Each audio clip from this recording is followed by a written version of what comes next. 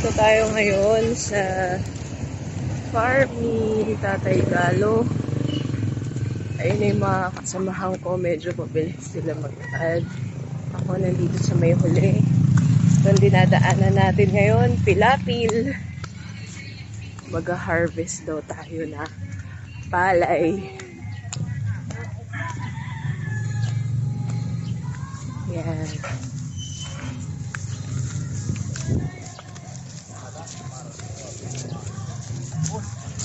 Oops. Yan. Ito ay iba-ibang may-ari yata nito. Itong palayan na to. Yung iba daw may-ari ng palayan nakapag-harvest na sila. Kasi mga nadaan ng marami bahay. Meron na silang mga sako-sako ng palay nakaimbak sa bahay nila.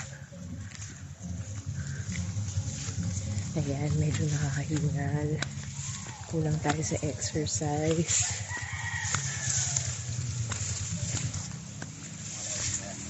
Naka sandals lang tayo kasi huwag daw mag rubber shoes, chinelas lang daw. Ayan. Medyo looban. Mini gubat. Mini forest. Putik! Putik, guys. Yeah. Dala-dala ko aking water. Kaipit sa aking kilikili. Kasi nag-gina-extensionan malapit yung mga anak. Di ba sukit kayo pala? Dinudugtungan na lang. Oops, oops. Oops. Oops.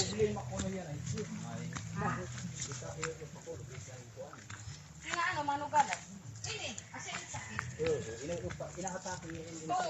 Tongro. Kanino to? Kaya nga nawala mga nanorma. Inuundan na pag-uwi. Ayan, ito.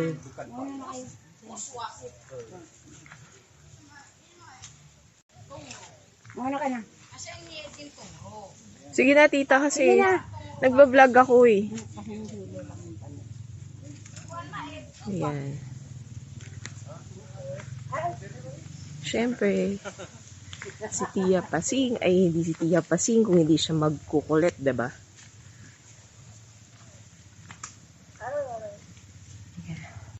Ang pala eh.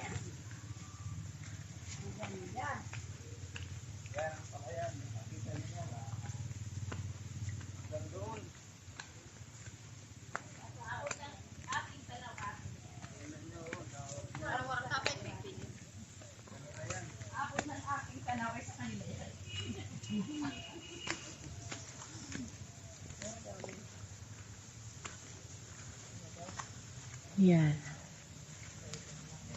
Dito tayo dumaan sa merong para hindi masyado maputik. Asyain. Oops! Eh, pinanhatag niya na ngayon ni Manan. Oops!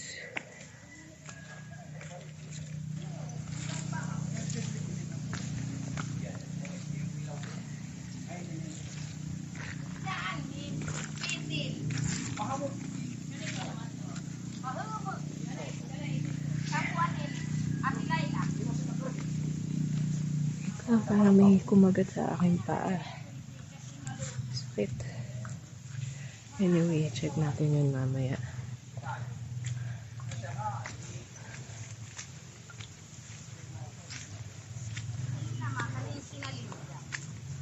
Yan. Konting lakad pa. Yan. Siya na.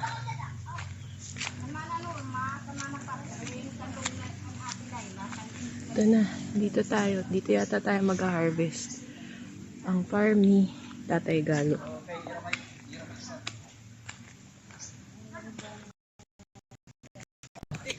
Merong bahay kubo. May mga kubo-kubo sa gitna ng palay.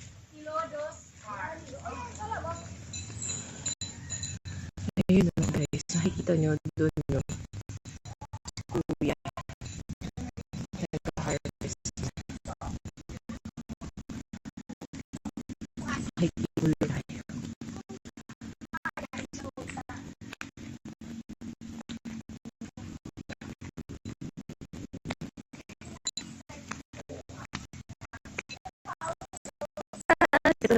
Tayo sa may pangalan. Nakikita nyo ba? Celodos Farm.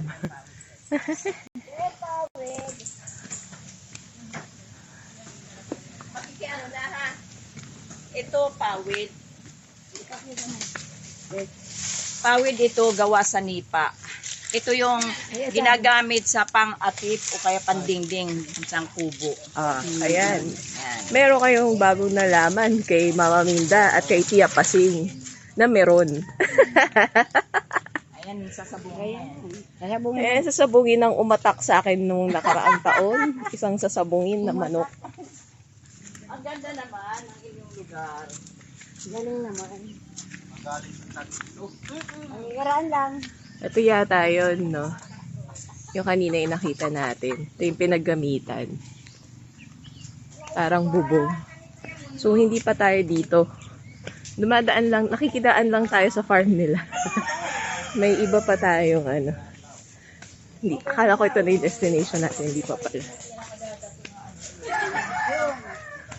Election 12. Mayo 12. 2025. Yan. Ang ganda ng bahay kubo nila, oh. Ay, ang ganda. Nakita niyo hagdan. Kayo lang po gumawa? Opo. Ang ganda, oh. Ang galing. Itong gabi. Tawag na ako ng nanay ko.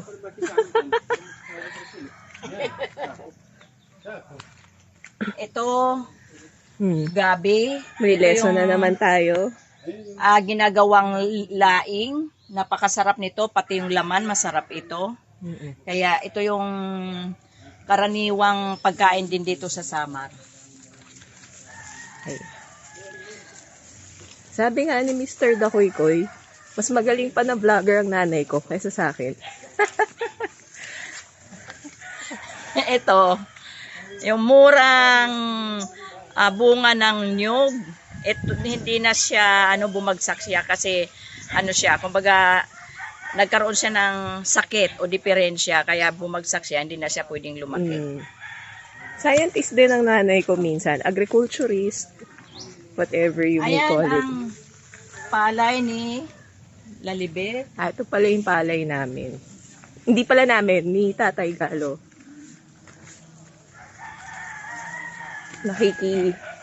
Nakikibisita lang kami dito. Nakikibisita at makiki-harvest. Ewan ko lang kung makakatulong ako sa kanila. Baka lalo pang bumagal ang pag-harvest dahil sa akin. Ito sila dumaan.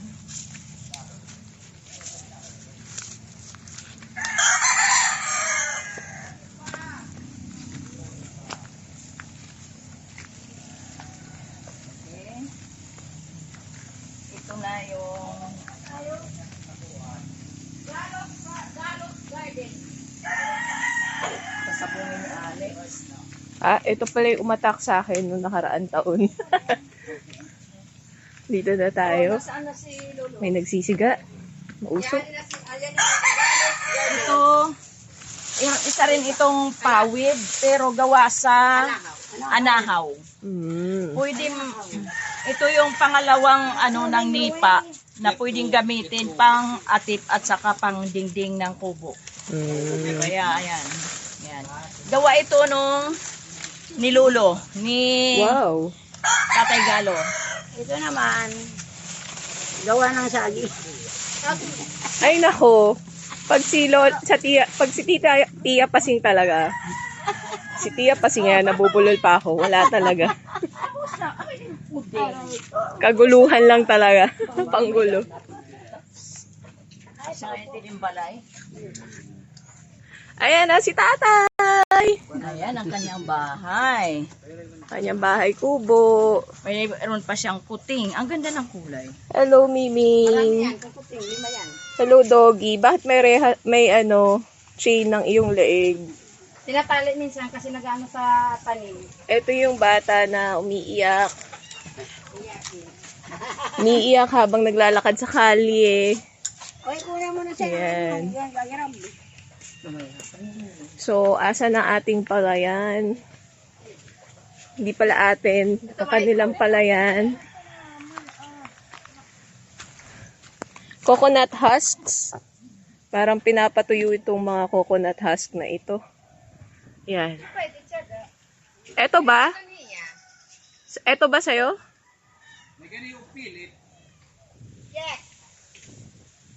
Dito tayo pumasyal noong nakaraan taon. Dito natin tinignan yung mga kalabasa, yung mga ampalaya, mga sitaw. Kaya lang, tingnan natin. Wala nang mga kalabasa ngayon, wala nang mga sitaw, wala nang mga ampalaya. Parang bagong tanim ata ito. Ayan o. Bago. Dito tayo nun pumunta last year, yung may mga gulay. May okra, may ganyan. Ayan. Lakad pa tayo ng konti.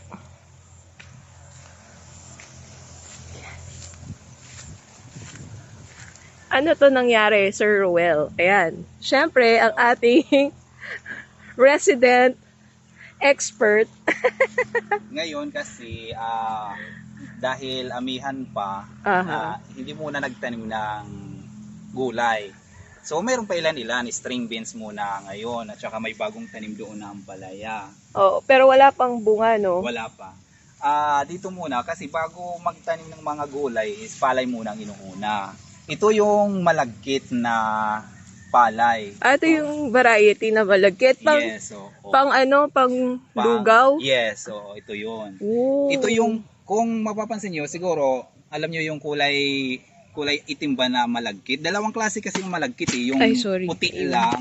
Oo. Pero mayroon naman ito yung itim yata. Yung Okay. kulay itim na malagkit to. Hindi to yung puti. So, pang ano to? Pang ganun din, pang champurado, ganun. Champurado. Dito sa Samar, ginagawa nilang biko. Yan, yung ginagawa nilang suman. Yun, Okay. ito yun. Tapos yun yung normal lang na pala, yung bigas. Yan. Okay. Hanggang saan yung ganitong kaitim na Pati ang balat niyan kulay itim. Hanggang saan yan? Ang loob niyan. Hanggang doon? Hanggang doon. Mula dito hanggang doon? Oo, yun lang. Hanggang doon. Okay. Magkano binibenta yan, sir? Ang kilo ngayon ng malagkit na itim, nasa 80 per kilo. Okay. Ang bigas na yun ang bigas. Hindi ko alam kung magkano ang presyo ng palay nila. Bigas. Ibig Bigas sabihin, giniling na siya. giniling pero may balat pa? Wala na. Pero sorry. kulay itim siya, kulay itim. Ang bigas niya kulay itim. Okay. Yan yung malagkit na itim, kulay itim. Kumbaga ready to cook na yung 80 pesos per kilo? Yes. Oo. Okay. Okay, sige. Yan yun. So, baka yung ibang mga Gen Z dyan, kala may food coloring yung kulay black na palay. Yes, wala po. Wala yung food coloring, natural. Ito yun. Ito yung malagkit na kulay black. Itim. Yes. Pero yung malagkit na kulay puti, meron? Hindi ko alam kung may tanim sila ngayon na kulay puti na malagkit. Walang pinagkaiba kasi yan sa normal na bigas, yung niya na normal na pala, yung kulay niya. Nalalaman na lang yan kapag niluluto. Yes. Pero may may palatandaan yan sila, yung mga magsasaka, alam nila yan kung malagkit o hindi. Yan. Yung parang sa hugis ng grain, ganon, yung itsura ng grain. Yes. Ganon din yan. Okay. So ito na ano na to? Naani na. Tapos yun yung pinag-anuhan. Ano yes. to? Dito kasi wala silang tawag dito, rice tracer. Kasi yung iba gumagamit ng rice tracer, pero ito yung ginagawa nila yung yung makaluma, yung sinauna. Okay. Yung palay, ilalagay dito. So, meron silang ganito. Lapit lang tayo ng konti, guys. Medyo may... Meron tayong ganito. Ilalagay natin dito sa may kulambo. Okay. Para paghampas mo ng palay. Paghampas mo ng palay, teka, papakita ko sa inyo kung paano siya mag-tracer. Kasi wala silang rice tracer. Okay. Kumbaga ito yung normal na ginagawa dito sa probinsya. So, tatalik natin para hindi matangay ng hangin. Ang sarap ng hangin dito sa farm. Nako, di ba minsan init na init tayo sa Manila? Dali lang, segue lang, Sir Roel. Okay. Habang nagtatali ka dyan ng kulambo. Ang sarap ng hangin dito. Kumbaga na mo yung init, pero mahangin, masaya. Hindi kagaya sa Manila, pag nainitan ka, di ba? Ang hahanapin mo kagad aircon. MP. Ayan si MP ang mabait kong pamangkin. Pakikuha naman yung mineral water ko na hulog dun. Yung bottle. Thank you. O, diba ang bait? Sabi ko sa inyo eh. Ito na Aking yun. mabait na pamangkin. Ayan. Okay, way back. We're back, guys. Sabi ni Sir Ruel. So, ganito. Ito. Wow! Ano yan? Nakuha na doon. Nakuha na palay. Zoom in lang natin. Ayan. So, anong palay to? Yung puti. Oo, yung puti. Yung normal na palay. Okay. Tapos, ihahampas nila yan dito. Pag ihinampas, natatanggal, di ba? Ayun, lock. Ganun yan. Oo! Ang diba? galing! Ganun yan. Ganun ang technique nila ng pagtatanggal So, ng... natatanggal kagad yan? Yes, isang hampas na ganyan. Naiipon niyan doon sa baba. Okay, pero buti kapag nandun siya, hindi siya nahuhulog. Oo, kasi yan mahirap matanggal, Ay, ganyan, Mahirap matanggal. Oo. Pero dapat ihampas mo. ihahampas mo para matanggal siya, ganon. Wow, effortless, Yes, yun yung mga sinauna. Pero yung makabago nga, yung gumagamit na sila ng tracer. Oo, Tapos, yun yung machine. yes, machine. Siparit na yung may laman at saka yung ipa. Okay. Automatic na yun. Pero ito, tatanggal mo pa ng ipa. Paano mo tatanggalan naman ng ipa yan? Ganito, mag-ano ka ng bilao, tapos i-ano mo sa hangin. Bali, ang normal na hangin, natural na hangin ang mag-iihip ng palay para matanggal yung ipa. Wow, ganun! Yes, ganun yan dito sa Samar. Ganun dito. Ang galing naman! Ginawa ni God na ganun yung mga palay. Saka yung hangin, di ba? Tinuruan din yung tao ng talento na gumawa ng ganun. Actually, oo. Ang galing, di ba? So, Oo. parang yung machines, pinadali lang yung Oo, pinadali lang. Siyempre para mabilis. Oo. Basta para mass production, yung volume ng palay, di ba? Depende sa consumption ng tao kasi ang dami ng tao ngayon. Pero, may nung unang panahon, yun yung technology. Ganito yung sinauna nilang gawain. Oo. So, kaya walang mataba dito sa Samar, no? Walang mataba, walang high blood. walang mataba, walang may high blood pressure kasi pinagtratrabahuhan banat na muna. banat yung katawan. Oo. Yes. Bawat butil, pinagtratrabahuhan. Ganun ka-importante. At hello, ang palay. kung pinagtrabahuhan ko to, hindi ko sasayangin talaga bawat butil. Yan, yung mga kabataan ngayon, yung nagsasayang, diba? Yes. Sir Ruel, pwede ako mag-try, Okay. Okay. Sandali, bibigyan niya ako. Bigyan kita. Dali lang guys ha, pause ko muna ang video.